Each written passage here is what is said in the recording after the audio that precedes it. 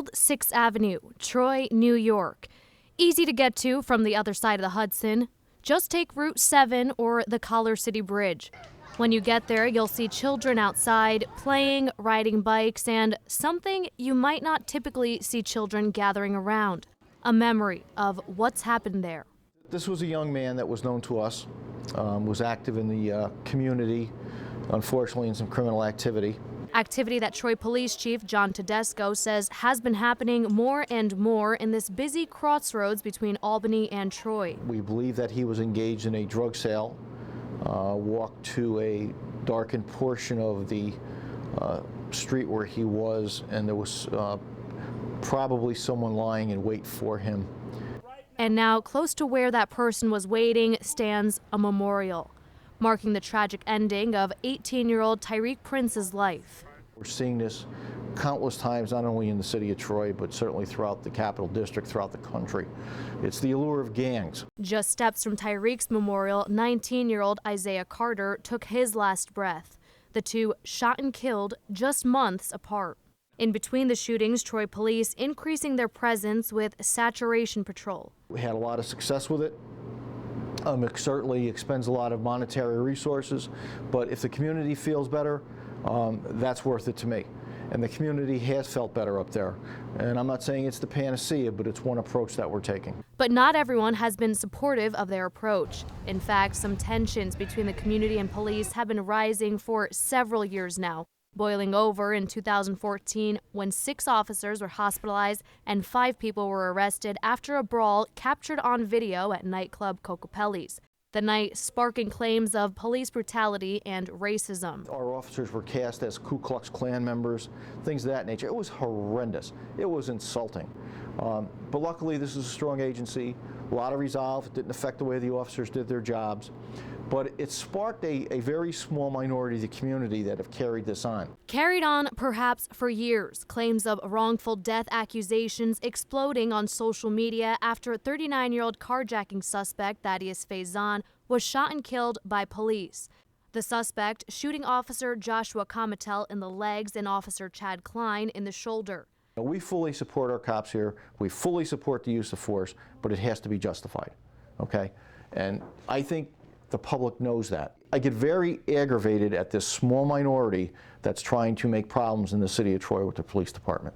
And I do believe it's small, but we're not going to back down from them. And now, as the officers recover, the question remains how to cure the violence here in the Collar City.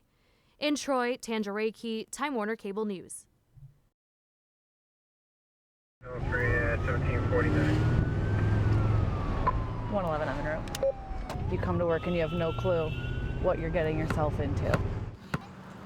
On this day, Troy Police Department officer Angela Maliski plays a game of basketball with some kids who live on Old 6th Avenue. Over the past several months, she and other officers have been coming here often. He had 2 in a row. Can you do 3? In this neighborhood, you can see signs of families with young children and teenagers. But you also see a bike placed in memory of a teen who no longer comes to this neighborhood. Just a few months ago in this neighborhood, at the beginning of the summer, we had a shooting here. A young man was shot, teenager, and he was killed as a result. His name was Tyreek Prince, and neighbors are still mourning the loss. There's someone that shows up every night, and they come and light candles every night when the sun sets. And, you know, they stay out for a little while, maybe an hour or so, and just remember Tyreek. Since his shooting, another teenager, 19-year-old Isaiah Carter, has been killed as well. An arrest has not been made in either shooting. And I can't imagine the frustration of having a loved one that gets killed or something like that. And it could absolutely seem like, you know, we might be sitting around doing nothing, but there's just certain steps that have to be taken. Officers have stepped up patrols in the area. After 8 homicides last summer, they've been doing what they can to make sure things are different this year.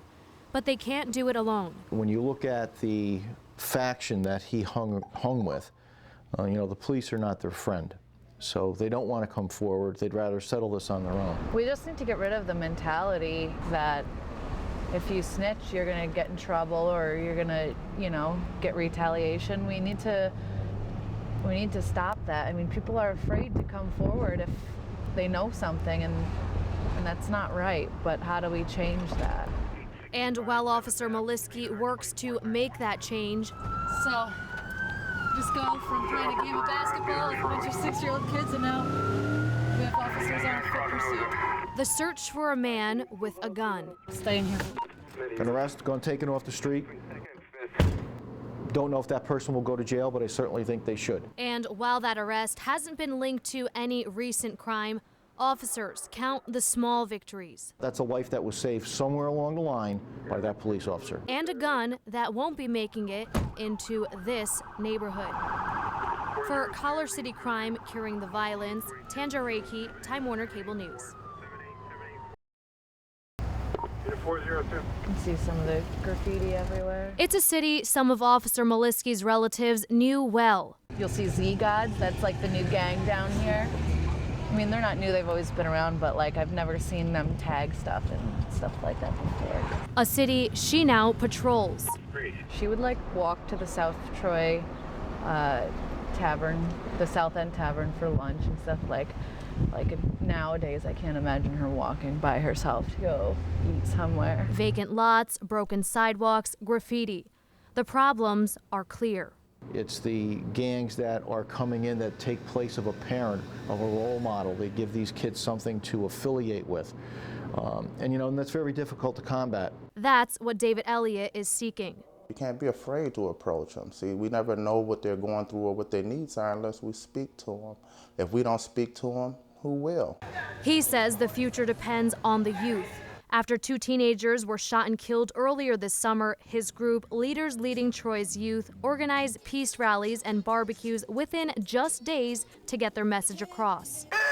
Man up, touchdown! We talked about values, we talked about morals, we talked about how to support each other, what we need to do more to support each other, and it was a beautiful thing. Leaders Leading Troy's Youth is made up of people from the community. They're not officers and do not fight crime. They simply get to know people living in neighborhoods and provide resources or support after traumatic experiences like Tyreek Prince and Isaiah Carter's shooting deaths. In order for stuff like that to stop happening, everybody who's in a position has to come together and play their part. Whether they work together or not, you still have a part to play. There needs to be a distance between what we do and what they do. But if they can get out, learn the players, interrupt some of the violence before it occurs, and certainly to help the community heal, they've got 100% support of the Troy Police Department. I think programs like that are going to help turn the tide here. Troy Police Chief John Tedesco says more programs like Leaders Leading Troy's Youth need to be developed. More funding opened up to provide resources. He says it's not just about legislation. The problem is laws aren't being enforced in the courts, okay? And if you look at this officer-involved shooting that we had a few weeks ago, okay, I'm not too sure where the SAFE Act came into play there, all right? It didn't. What is going to support the police here? We're supporting everybody. We're not getting anything in return, and I'm not saying that derogatorily. It's just you've got to look at this as a how would you put it, a much larger focus than just law enforcement tactics. We give the immediate relief, but there's nothing sustaining that. And until that happens, a long road to curing the violence here in the Collar City. In Troy, Tanja Reiki, Time Warner Cable News.